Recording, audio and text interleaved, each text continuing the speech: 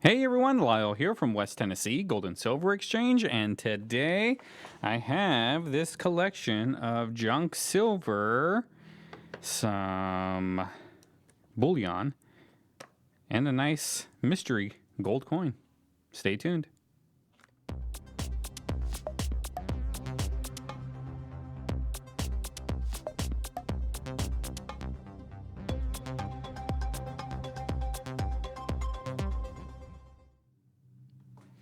Hey everyone, my name is Lyle and I own West Tennessee Gold and Silver Exchange here in Savannah, Tennessee.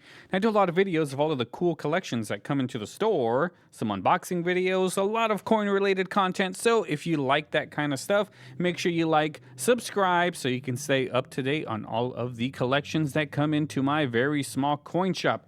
And today is one of those coin collections. I got a lot of junk silver that has come in, and we're gonna look through all of this stuff. We're gonna see if there's any key dates, which when it was sold to me, the seller said, yeah, I don't think there's any key dates. I think it's all just gonna be very common junk silver because that is how he bought it.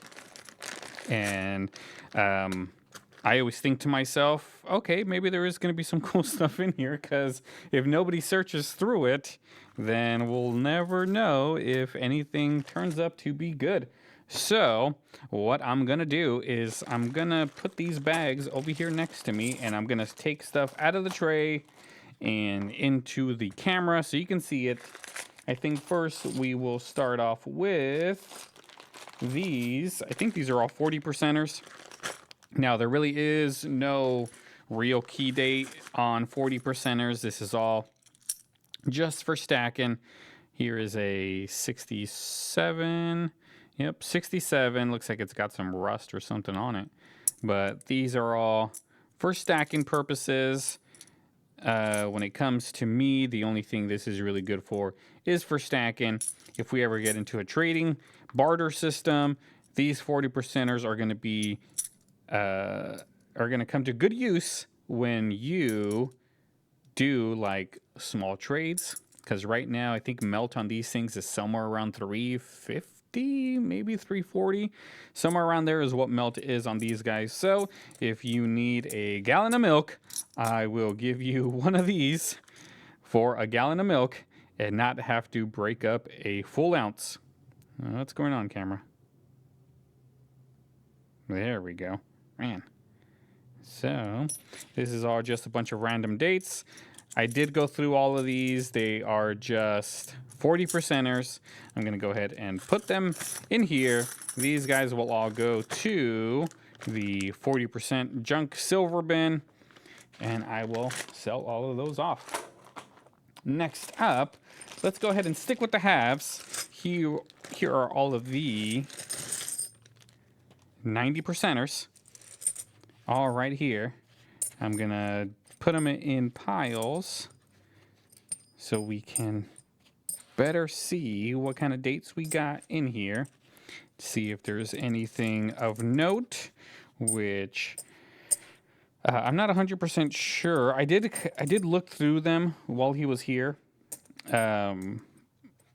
So I didn't really see much of anything. I did see one coin that was gonna be better than some of the other halves, and it's actually right there. I just found it. We will check it out in just a little bit. So here's one that's really slick. A nice slick Walking Liberty half, good for stacking purposes. So if you're a stacker, don't be afraid of the stuff that is kind of worn. Those would be good for huge piles of bags that you can just weigh.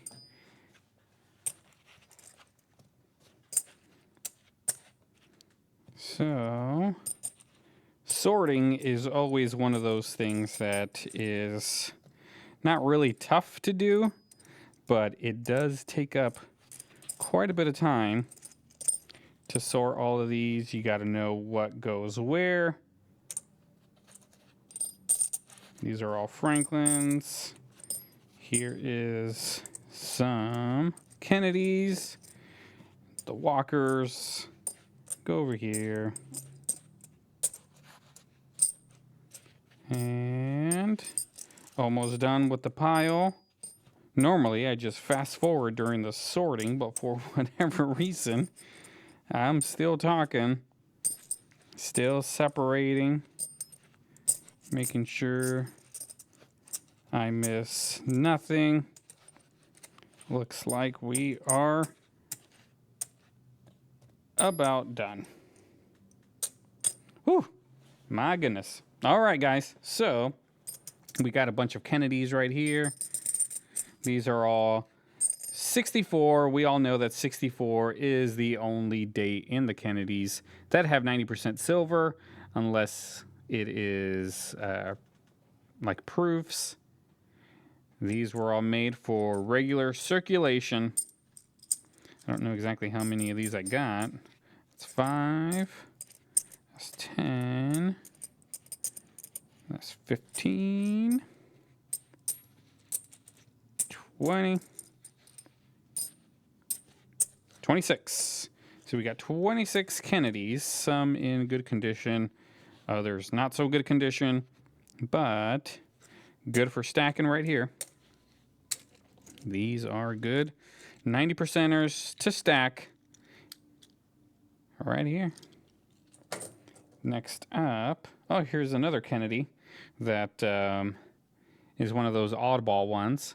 This is 1964. It looks like somebody was about to turn it into a ring because the rim is already flat. And if my camera would focus,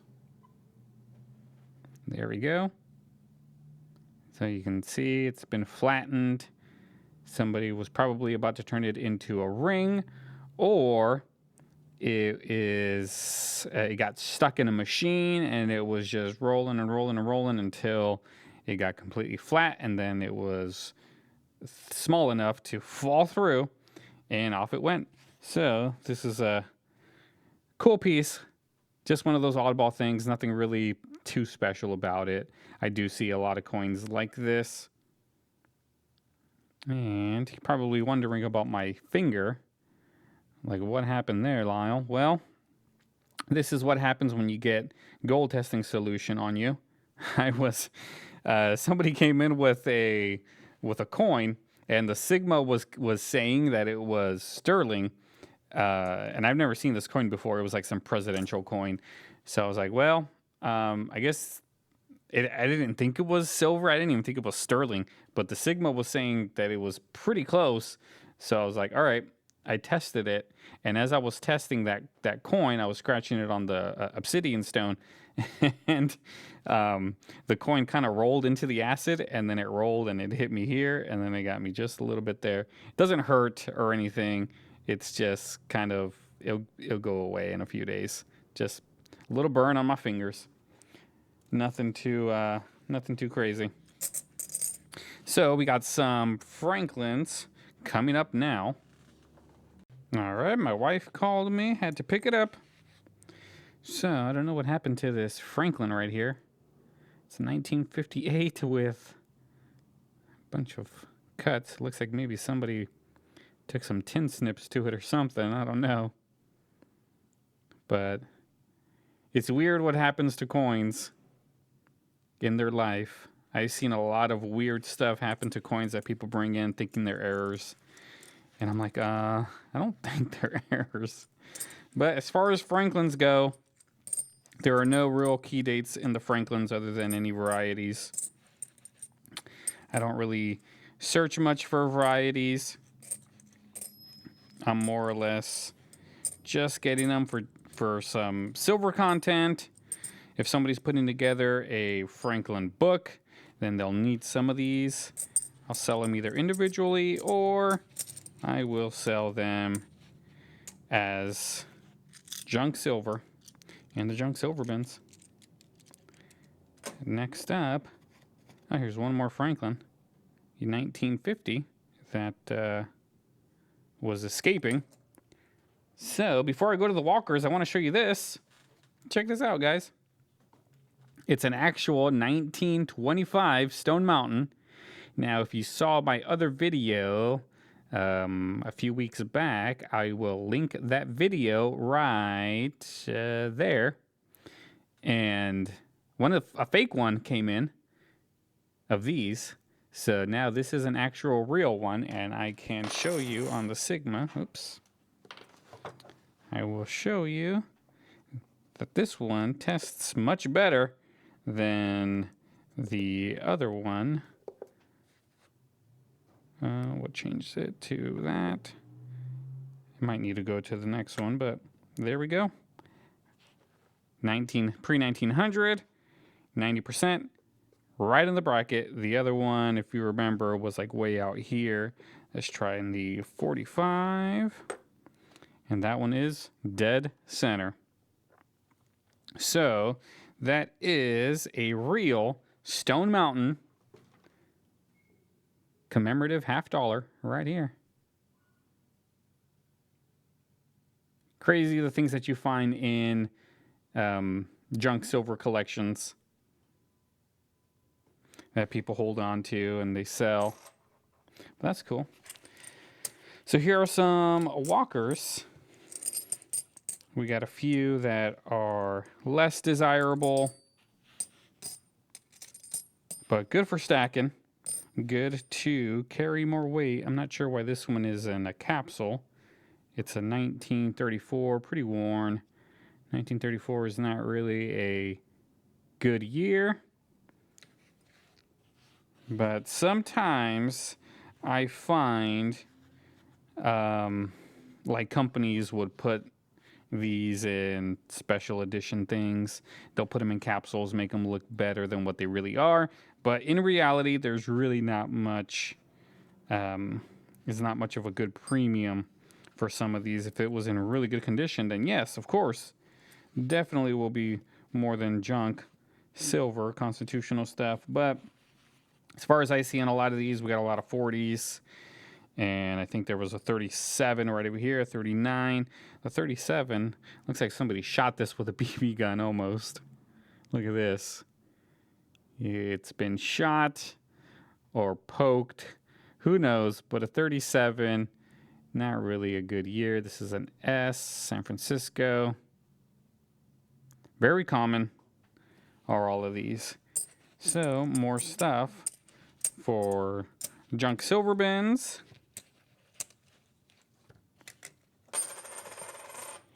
Next up, let's do something a little different before we continue with the dimes and the quarters. Check this out. This is a roll of 1/10 silver. Got 1/10 silver rounds right here. And it's got some purple toning all over it. I don't know if this was pre-rolled or if this is the roll that it comes from one of the mints, but it looks like it is a walking 1/10. And both ends have some toning in it. I'm almost tempted to open it, but I think I have a better chance selling it as a whole than I would if I take them out individually. So I showed this at an auction. If you weren't at our auction, I did show that one, and somebody said it might have been like a 3.5 ouncer, but I weighed it, and it's about 5 troy ounces. I'll weigh it right here. You can see I'm at troy ounces, and it weighs 5.09, and I'm assuming the 09 is the wrapper, so there's about 5 ounces of pure silver in here. 5 ounces worth of 1/10, guys. I almost want to open it, but then I don't. You can see the purple. Like when I'm holding it sideways, you can clearly see the purple. No, I don't have any black lights or anything. That is the reflection of these coins.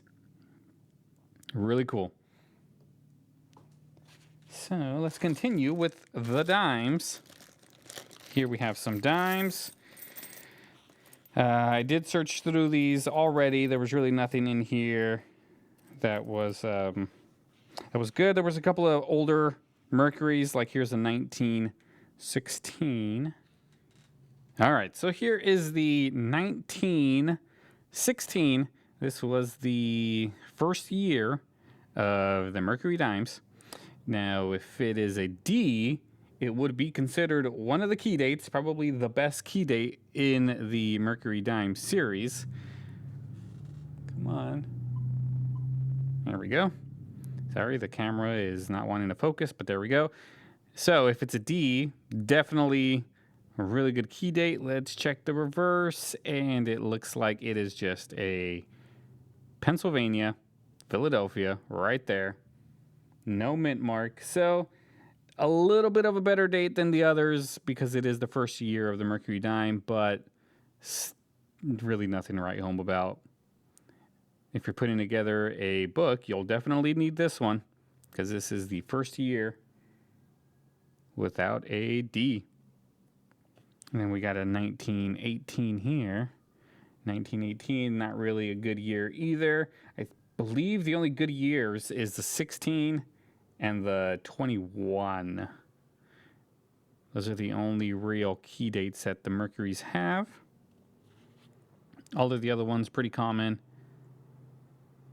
There's a 1934, kind of worn. We got a bunch of Rosies here that Rosies don't really have any key dates as well. Might have a couple of them, like look at this one right here. This one's got some cool toning on it. Look at that. Nice toning on this Franklin half. Now the ones with toning I do put aside because a little bit of toning does make them look prettier, more desirable. So people really tend to pick those up than just your regular run-of-the-mill ones. In 1956, Rosie with some toning. And look at this monster toner right here. This is 1926. 1926 Mercury dime. Does have some really cool toning on it. A lot of golds and reds, and then some of that black toning. The coin itself, not in very good shape.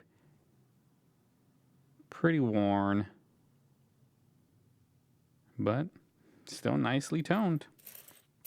Now some of these other ones, they got toning on them, but they're all just your regular junk silver.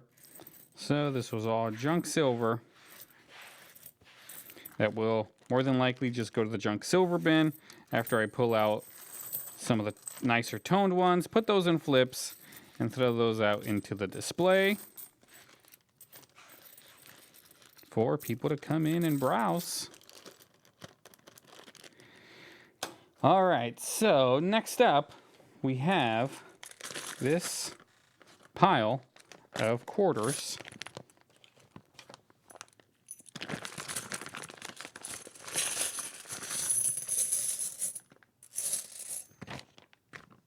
And one more.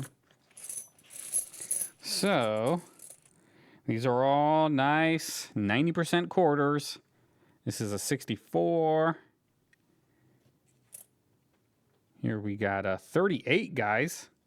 Look at that. A 1938 sitting in just a regular junk silver bin. Now, I think all of the 38s are good years. So, this is definitely a really good find in a junk silver bin. The condition's not the greatest, but it is a 1938. All right. I had to restart the camera. 1938, guys. This is a pretty good date. Not the best in the Washington quarter line, but definitely something I'm going to want to hold on to. Here's a 1958. 1958, 1952. Both of those are common in the quarters. The 60s are all pretty common. The 50s are all pretty common. The 40s are all pretty common. But when you start getting into like, ooh, here's a 34. is one of the earlier ones. So on the 34, you want to look for the double die, because that one's the one that's going to be worth some good money. But when they're really worn like this, it's kind of hard to tell if they're double dies or not. So this one will more than likely just end up going back into the junk silver bin. So somebody else can find it. Here's a 55, 43. So I think like the 41 would be a good date. A 43 is... A 43P is not so good, but if it's an S, it's actually a little bit better. Not too much. This is... Oh, look, that's actually an S. Good thing I double checked it. So 1943S is a better date. This one's kind of worn though, but still a nice find. That's something that people definitely would want. Here's a 42. A 42 is actually an okay date as well. Not a key date by all means, but it's just better than just your random junk silver like this 64 right here. This is in pretty good shape. Still have a lot of good luster, but it's a 64. It is pretty common to see in this condition.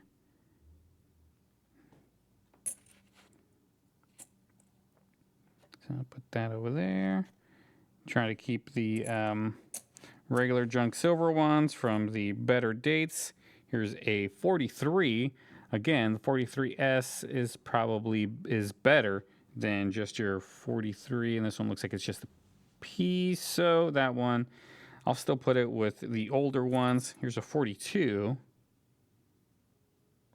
Here is a 42, guys. 42D.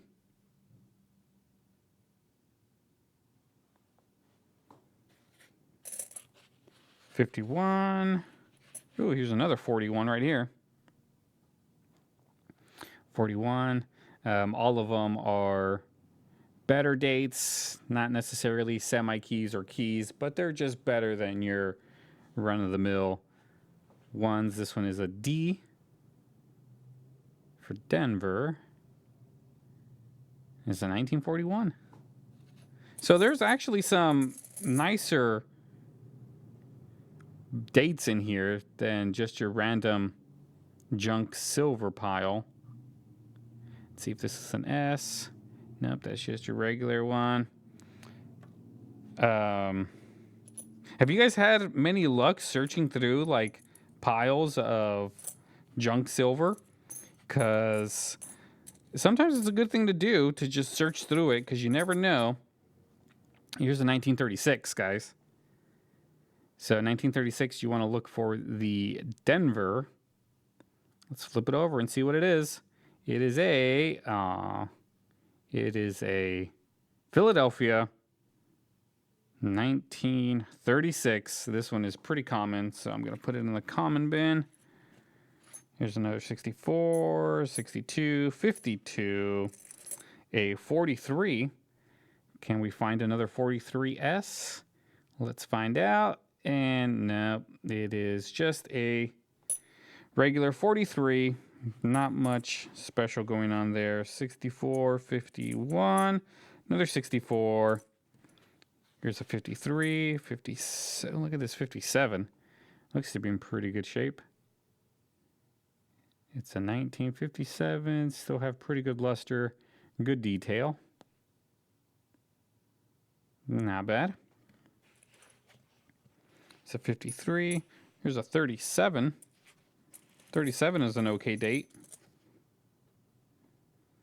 Not the best date, but it's a little bit better. One of the earlier ones. This one's a Philadelphia. Not bad. A 35. Here's a 1935. It's okay date.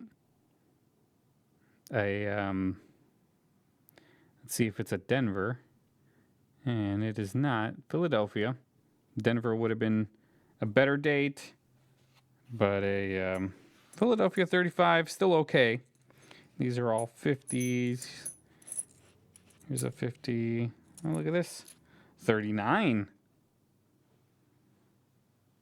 Now they're all the 39s are better dates. Not necessarily good dates, but just better than your regular one, run of the mill. This one's pretty worn, but it's 1938 and it's a Philadelphia. I think it's probably the least desirable of the 39s. I think a Denver would have been better. Sacramento would have been better. But not bad. Here's a 40 right there. 40 is okay. Another okay date. Put that one aside. 57, 56, 62. We're running down the pile. Here's 52. Look at this 64 right here. This one's pretty shiny. Another one with good luster. But there's still tons of rolls of these that have been untouched. They are in really good shape. Here's a 63 and a 53. Oh, look at this right here. It is a Standing Liberty 1930. 1930 is pretty common when it comes to the Standing Liberty quarter, but cool to see that these are in junk silver bins just floating around. It is pretty worn, so probably won't get much of a premium over the junk silver, but it is always worth a shot. Some more 50s. Here's a 36. On a 36, we want a Denver. Is this a Denver? And nope, looks like it's a Philadelphia. Just your regular junk silver right here. All right, let's keep the train moving. It's a 53, 64. Here's another 64, 58. Let's see, here's a 41. 41 is an okay date as well. This one's kind of worn. It is I can't tell what that is. It's an S, a 1941S. That is a okay date. Better than norm, but not the best. Definitely not like the 38s. The 38 that I found, that's probably the best one so far. Oh, speaking of 38, check this out. Here is a 1938 as well. I'm pretty sure it's a 38. It looks like a 38.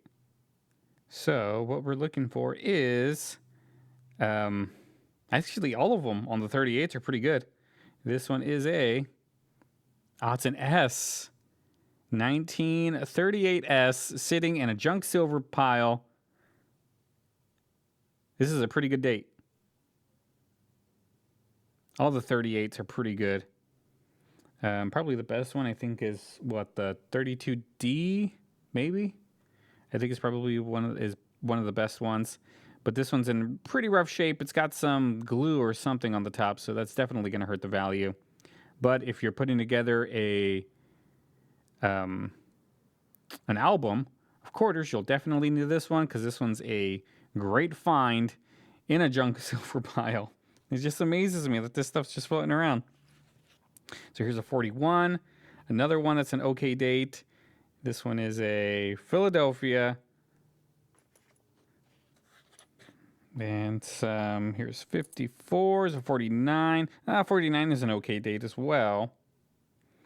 Not the best, but definitely better than just junk silver. I'll put that one in the good pile. Here's a 46, a 51, a 64, 61, and a 48. 48, I'm pretty sure it's common. 46, common as well, I believe. Keeping all of this in your head is a little tough, guys. So if I miss a date, I'm really hoping that you guys will say, hey, you missed that one. Because can't remember it all. 1962, here's a 50, and here's another Standing Liberty right here. This one's pretty worn. Can't read the date. Definitely something that does belong in junk silver pile, but still cool to find that they're floating around in there. Here's a 41. Again, a lot of 41s. For being an okay date, 41. Ooh, 41D. Being an okay date, there sure is a lot in this junk silver pile. 47, common. 51, pretty common. 56, common. 56, 64, this one. Look at this one. I'm not even sure what this is. Looks like maybe 1962, maybe. Not sure what, what happened to this one. Looks like maybe some acid was dropped in it. And it started eating away at it. I don't know what happened here, guys. What do you think happened to this one? But that is definitely silver. 64. We're almost down to the wire on this pile, guys. Still searching. Maybe we'll find another surprise in here. But so far, it looks like these are all 60s and 50s. Here is a 64. Pretty good shape. Look at this one. Has some really good luster on it. It does have a nice gash right there, though. And it's a 64, 64D. So, not bad. 58, 54, 64. We're running down the wire. Just got a few quarters left. 58, 57, 60s. Here's a 1935. 35s are okay dates. This one's kind of worn, but if it's a Denver, it would be a better date, and it is a regular Philadelphia. Still an okay date, but it is pretty common. And look at this 64. This 64 is in really good shape. It's got nice mint luster still there. But like I said, these things, you can still buy rolls of these uncirculated. There's still a ton of them out there. Really good for stacking some silver. And a 53. That is all of the quarters. I'm going to put all of the common quarters back into this little pouch. And to the junk silver bin, they will more than likely go. Which junk silver bin is getting pretty full, which is good. Getting a lot of people selling. Not many people are buying as of yet, but that's okay. I will hold on to the stuff until the prices start going up, and then people start buying for whatever reason. That is when people start buying, is when the price of silver, gold start climbing back up. Everyone wants to get in on that. So these guys I will throw in here to be put in flips to look over again, just to make sure it is what I think it is. But those 38s, guys, it was really cool to find two 38s in here. Last but not least, we have this thing right here. This is probably the crown jewel of this collection. It is this 1903S Double Eagle PCGS graded MS63. This is a really nice find, especially in an MS63. I've never seen a mint state Double Eagle before. I've seen, I've had that Double Eagle that came back from NGC with cleaned, and I think it was fine detail, and they put a $10 denomination instead of a 20, so it was misslabbed, and it was clean, so I got like a double whammy there from NGC. But this one right here, look at that mint luster, that cartwheel right there. It's going. Look at that, guys. This is an MS63. Let's see if we can get a nice close-up. PCGS graded. Nice coin. Here's the reverse. United States of America. $20. And there's the mint mark right there. You can clearly see the S. 1903, guys. This is a nice find right here. PCGS MS63. Perfect way to round off this collection of junk silver and that slabbed coin. Not to mention this, where'd it go? Not to mention the Stone Mountain, which make sure you check out that video, guys, of the fake one that I got. And don't get fooled. Use your Sigma, use your tools, use your magnets, use all of those things to your advantage because they're there to help you. And this roll of 1/10. Really cool. All right, guys. Thank you so much for tuning in. Make sure you like, subscribe, stay up to date on all of the cool stuff that comes in. Like this is really cool right here. And stay up to date on everything that comes in, guys. I'll see you next time. Have a good day.